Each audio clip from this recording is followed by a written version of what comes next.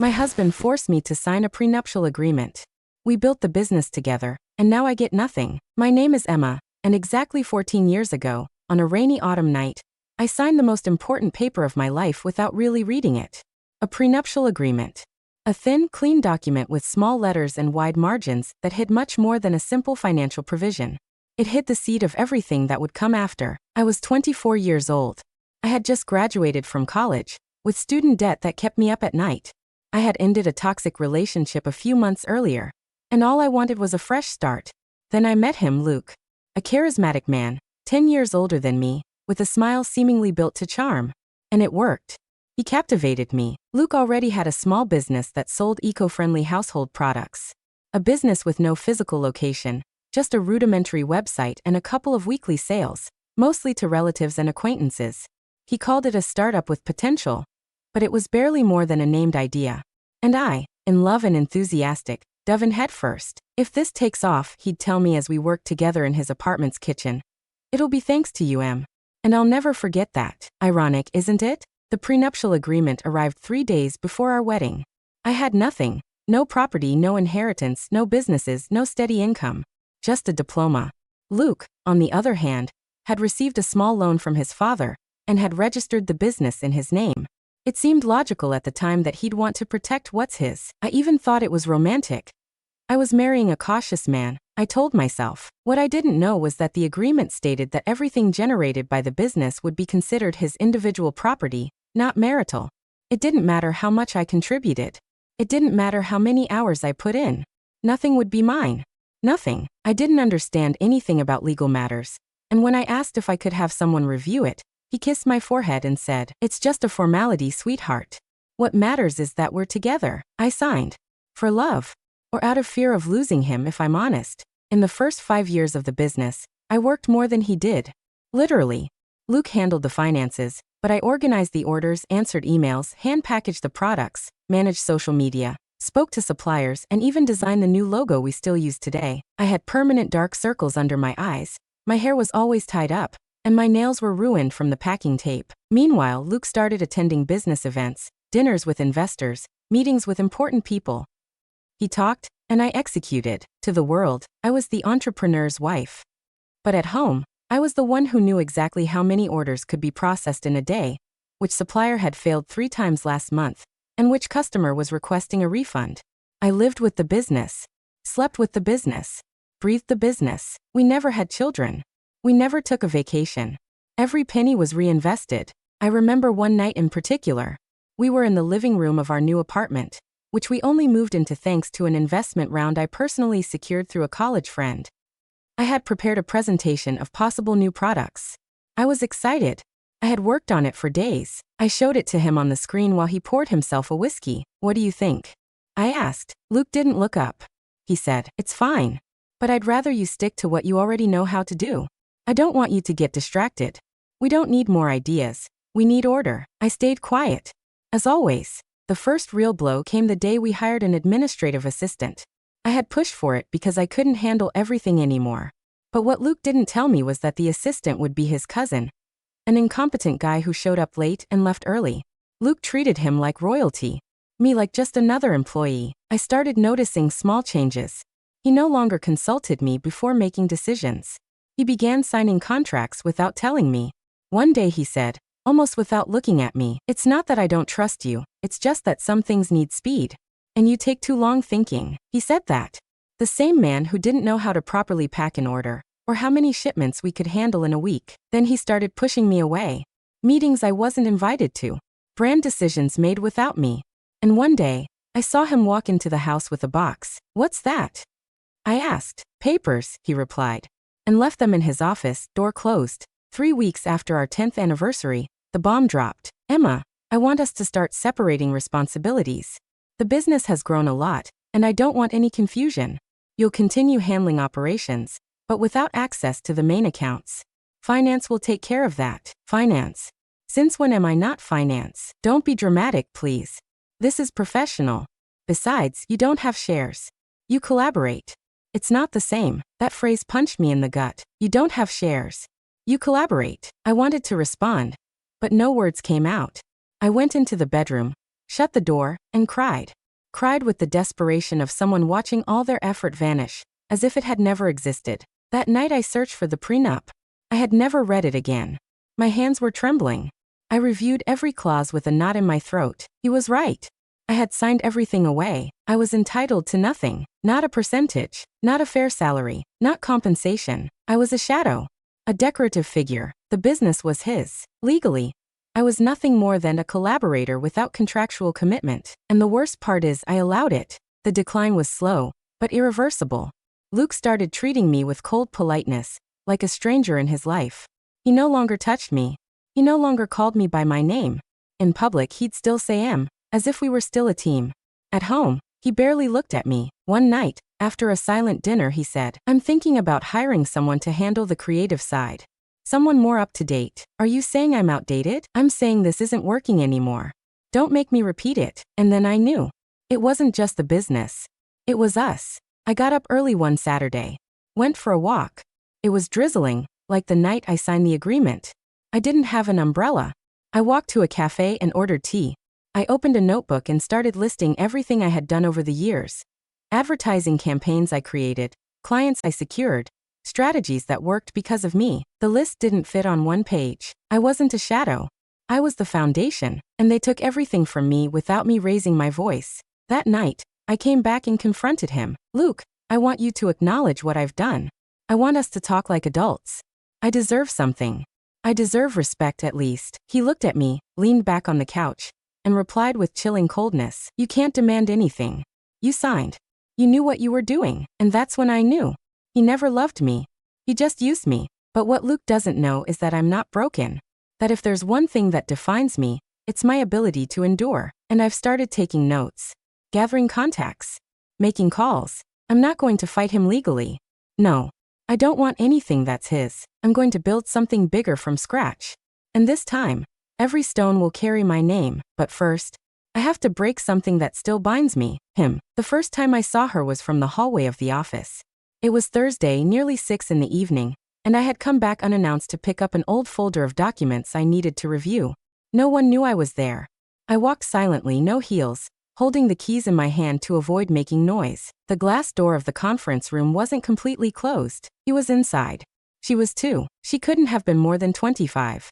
Fitted white blouse, brown hair in a high ponytail, strong posture.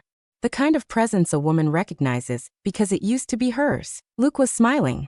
Not his business smile. Not his picture smile. His real smile. The one he used to give me when he talked about the future. Before I became part of the furniture, she was showing him something on her screen. He was looking at her with the same interest he once reserved only for me. A dangerous interest. A predator in gentleman's clothing. I didn't make a sound. I didn't interrupt. I left. But that night, the sound my heart made when it broke kept me awake until dawn. Days later, I confirmed her name, Lena. A recent marketing graduate, recommended by one of the newer partners. Luke had hired her without consulting me. She was officially in charge of creative development and brand direction. My old position, my chair now had another back resting on it. I didn't want to feel jealous. It wasn't that. It was something deeper. It was the humiliation of being replaced without a single word. The meticulous erasure of my existence in that space, I helped build with my own hands. I confirmed it the following Monday. I walked into the office like I still belonged. No one stopped me. I still had my keys. They still recognized my face. I greeted them with a good morning that felt foreign in my own mouth. I went straight to the packaging area. The table where I used to work was covered in empty boxes. My computer, my notebook, the envelopes I had organized. Everything was gone. "Where's my workstation?" I asked one of the new girls. She looked at me like I was speaking another language. "Are you Emma?" "Yes." "Oh. I don't know. I think they rearranged everything." "Ask at reception." They rearranged everything, as if a person were a filing cabinet that could be moved without notice. I went to reception. Lena was there, her laptop open, receiving a supplier. She saw me, greeted me with a polite smile. She had no idea who I was, or pretended not to. Luke didn't show up. I called him 3 times. Messages read. No reply. That was the exact moment I understood I was no longer welcome. I went home, opened a cheap bottle of wine, sat in front of the mirror, looked at myself for the first time in years. My eyes didn't shine anymore. My neck was tense. Deep lines marked my forehead. The skin under my eyes looked like crumpled paper. My hair was dull. I looked like my mother in her worst years. I took a pair of kitchen scissors. I cut my hair. I didn't care about the mess or the result. I just needed to shed something. Something that smelled like him. Like that place. Like that version of me that allowed everything. I cried in silence. Not out of sadness, but rage. The following days were strange. I didn't go to the office. Luke didn't ask about me either. I started noticing small things. The work email stopped working, the order management app blocked my access, and the corporate card was canceled, all without a word. So I made a decision. If they wanted to erase me, I would have to start by burying myself alive. I went to the old warehouse. The first place we ever rented together. We still kept it to store old materials. I had the keys. There, I found what was left of my story. Boxes of our first products, my sketchbooks, the hand-painted sign with our logo. A folder with labels I had designed myself. I touched each item with care. Like someone caressing the dead. And in the middle of the dust, I decided something. I wasn't going to destroy everything. I was going to replicate it. But better. 2 weeks later, while walking to the cafe where I had started meeting with old contacts, I received a message. It was from Clara, one of the girls from packaging. Emma, I don't know if I should tell you this, but Luke is saying you were never officially part of the business. That you were just his wife, helping out when you could. That's wrong. We all know you built this. I just thought you should know. I froze. Never part of the business, helping out when you could. Such a cowardly phrase. So heartless. So violent. I didn't cry. Not that time. I went to the cafe's bathroom. Looked at myself in the mirror. And for the first time in years I smiled. Because a lie like that can't hold up forever. And because I had already started something new. I met with Sophie that afternoon. A graphic designer I'd worked with years ago. I told her everything. I spoke without rage, with detail. As if narrating another woman's life. Sophie looked at me, eyes wide. Emma, if you start over, I'm coming with you. I wasn't expecting that. Are you serious? Of course. You gave me my first job. You created that brand. Luke just has a name on paper. You were the soul. I went quiet. Took a deep breath. It wasn't a plan. It was a real beginning. As we started outlining the new project, I received another sign of the inevitable, a family dinner. Luke's mother had organized something at their house. I was never close to her, but she asked me to come. She insisted. So I did. I made the mistake of doing so. Lena was there. Yes, there. At the family table, sitting beside Luke, laughing with his father. Speaking like she'd been around for years. Like she knew the furniture, the dishes, the family stories. She didn't look at me. Or maybe she did, but pretended she didn't know me. Luke greeted me with a chill that could freeze. Emma, what a surprise. Your mother invited me. Of course. I suppose she wanted to keep up appearances. He said it in front of everyone. Appearances. As if I were some awkward decoration. I sat down. Ate in silence. Watched as Lena stroked his arm naturally. How Luke let her. How his mother looked at her with kindness. They were preparing my replacement. Not just in the business. In his life too. I left before dessert. The next day, I packed all my things. I left the house. He didn't call. He didn't write. He just left an envelope at the door. Days later, a single sheet with one line. Thank you for everything, Emma. I hope you find your path. Not even signed. And do you know what the most ironic thing was? I found my path, but not thanks to him. Thanks to me. The new brand already had a name. The concept was ready. The first samples in progress. Sophie in charge of design. Clara of packaging. 2 more had joined the project. All women. All previously ignored by Luke. And now it's us who are building. And we're doing it with fury. With memory, with precision. The email arrived at dawn. My phone vibrated once, as if the threat wanted to stay quiet. But when I opened the message, I knew the silence had only been the prelude to an attack. Subject: formal request to cease activities. Sender: Anderson and Bryce attorneys. Message body: we are contacting you on behalf of Mr. Luke R. Vellman. We have been informed that your current company, registered under the name of Vila Studio, bears substantial similarities in concept, products, and brand style to the business owned by our client. We request that you refrain from continuing operations under said name, or from launching products to market that may be considered direct competition or imitation. This message constitutes a formal warning. Avila Studio was my project, my designs, my voice. There was nothing of his in it, except his fear. My hands trembled. I took a deep breath. I wasn't scared. I was on fire. Sophie arrived an hour later. I already had a full coffee pot and documents spread across the table. I hadn't slept. I had spent the night organizing dates, files, proof, ideas, sketches. the first emails between us. He's trying, I told her. He's trying to destroy this before it's born. She didn't say anything at first. She sat down, looked at me, and asked exactly what she needed to. What do we do? I lifted my head. We go on. Louder. Bigger. The first thing we did was publish. On Avila's official account, we launched a series of behind-the-scenes photos. Hands at work, handmade packaging, sketches on paper, paint-stained brushes, Sophie adjusting designs on the screen, Clara sticking labels. We didn't talk about what happened. We just showed what we were doing. Authenticity, truth, pure creation. The post blew up. Old followers of the original brand started commenting. This feels real. Emma, we always knew you were the heart. So excited to see you rise again. This actually has soul. The other place has felt empty since you left. Luke couldn't tolerate that. He couldn't stand not controlling the narrative. 3 days later, the first supplier called me. It was Liam, a charming Brit who sent us eco-friendly labels from London.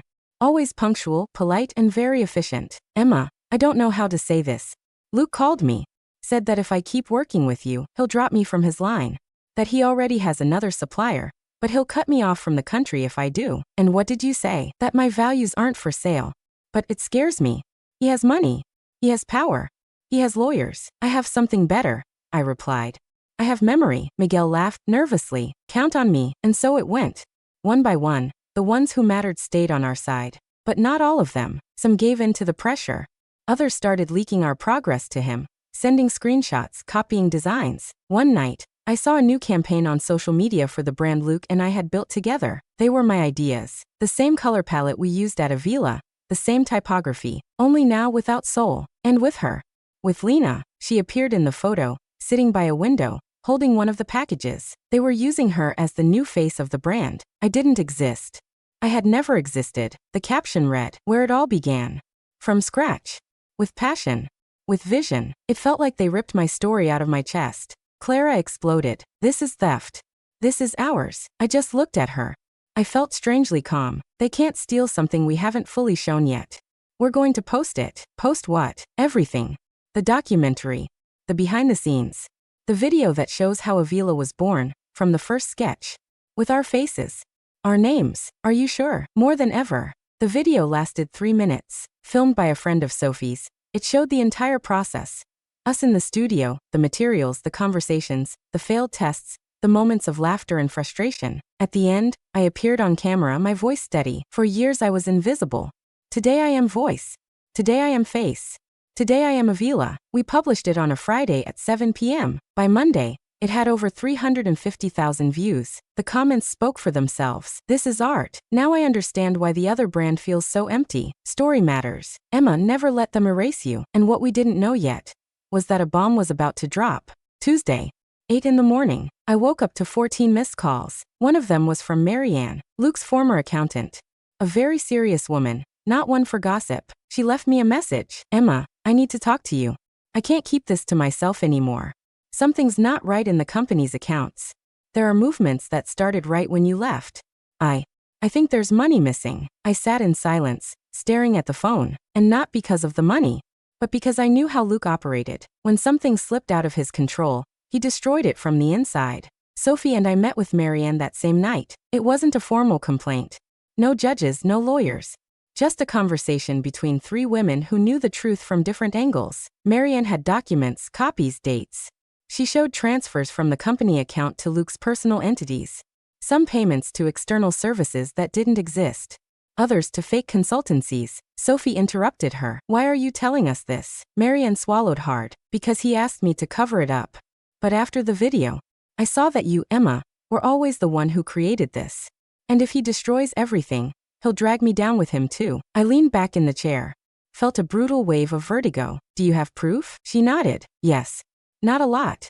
But enough to understand that.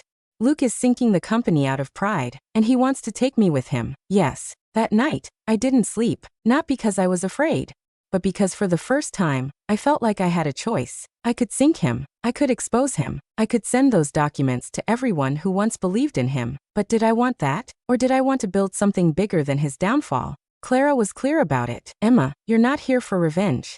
You're here to shine. Sophie, colder, more practical, said, but if you don't defend yourself, he'll keep going.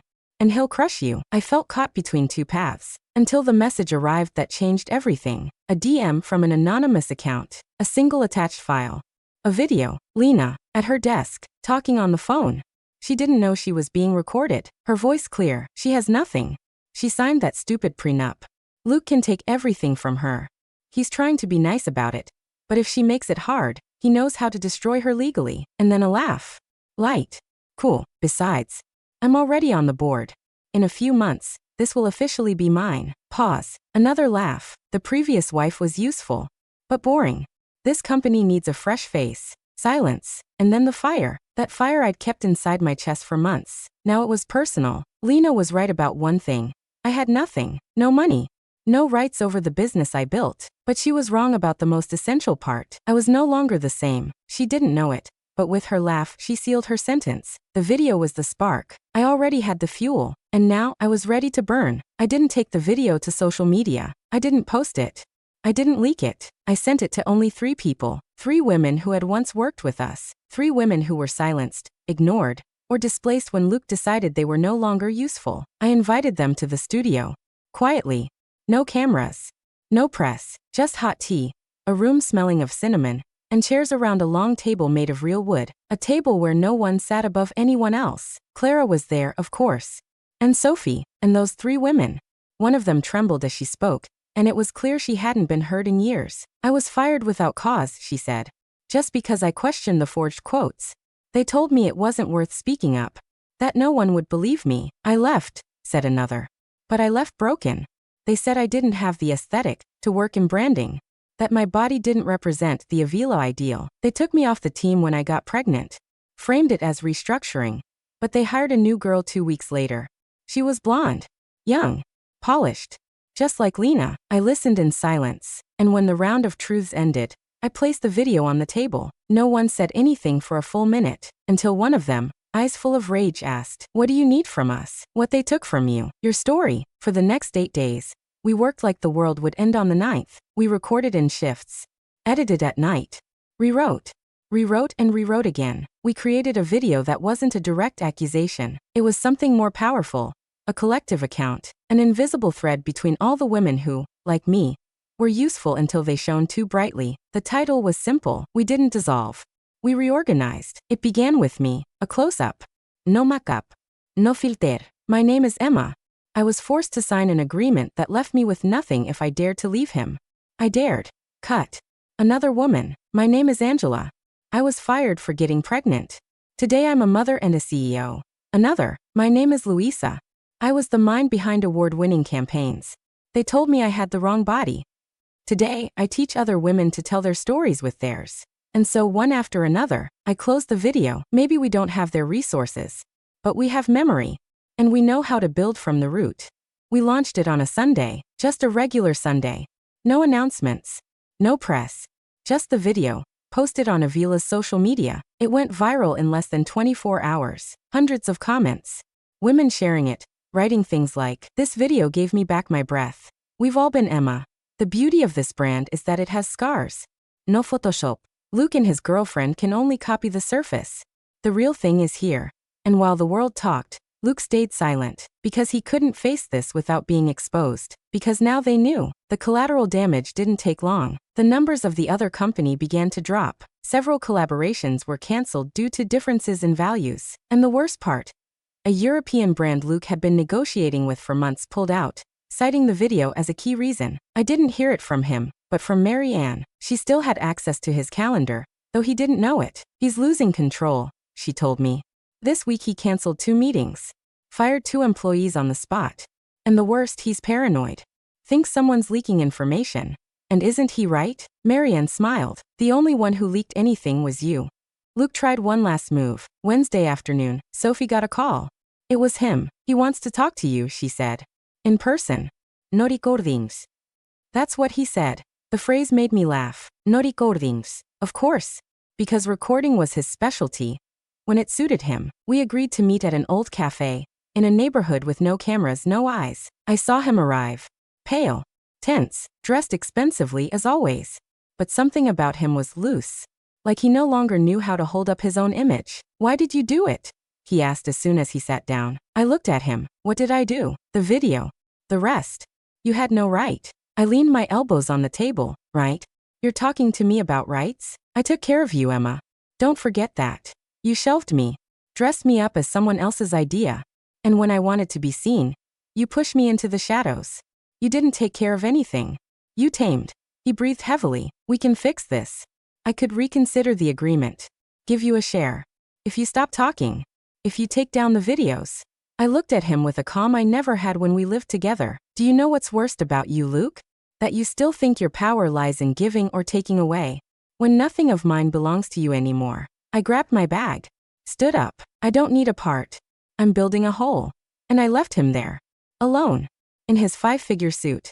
In his crumbling world. A week later, I received an email that froze me for a moment. Subject: Women Entrepreneurs Rebuilding Panel. London Creativity Festival. Sender: Curatorial Committee. Dear Emma, we've followed your story and the evolution of Avila Studio. We would like to invite you as a panelist at the upcoming London Creativity Festival. Your story has inspired thousands, and we believe your presence is essential.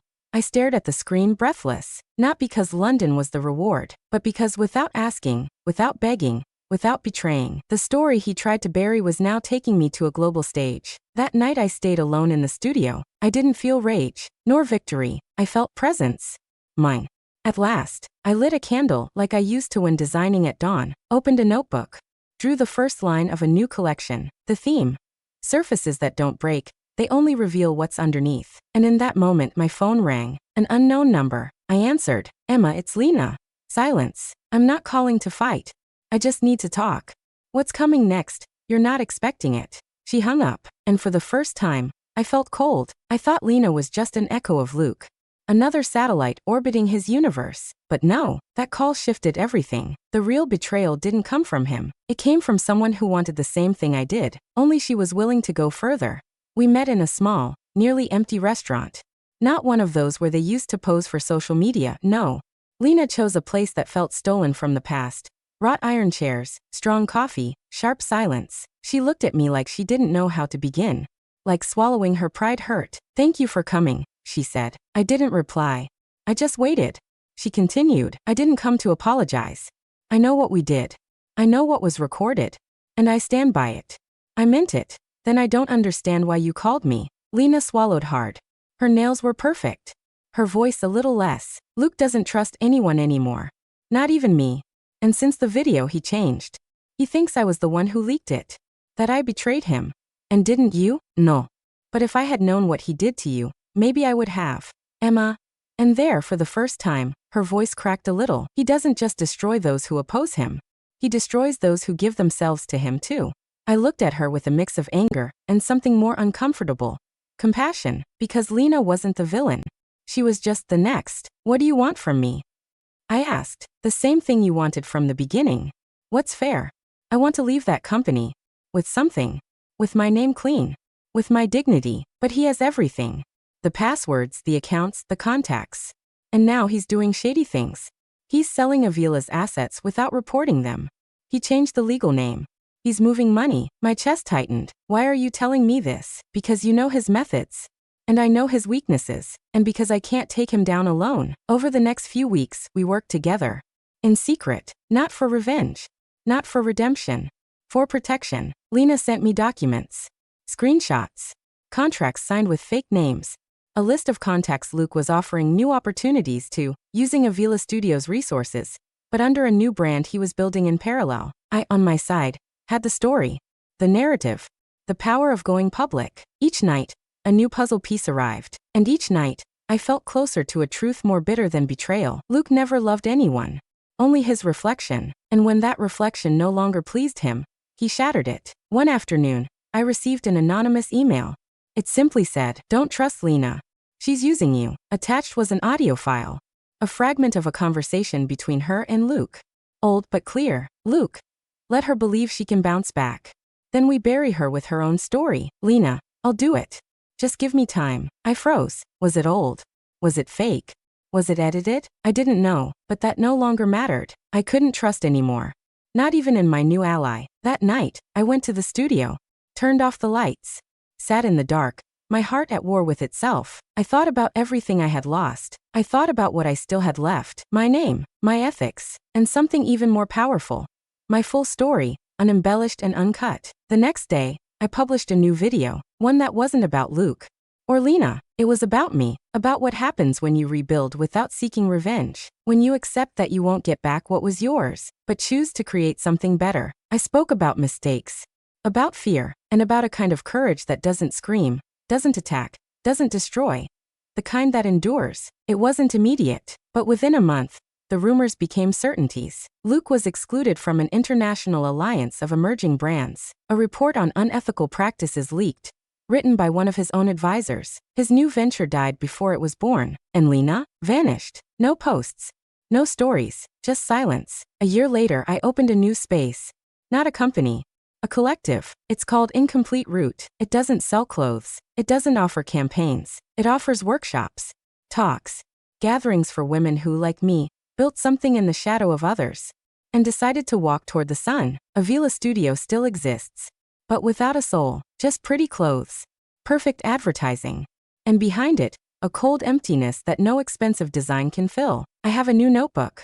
I burned the old one. On the first page I wrote, I don't want what was taken from me anymore. I want what doesn't exist yet, and only I can create. I am the story here, not because it's over, but because now, finally, I'm the one who decides when to speak and when not to.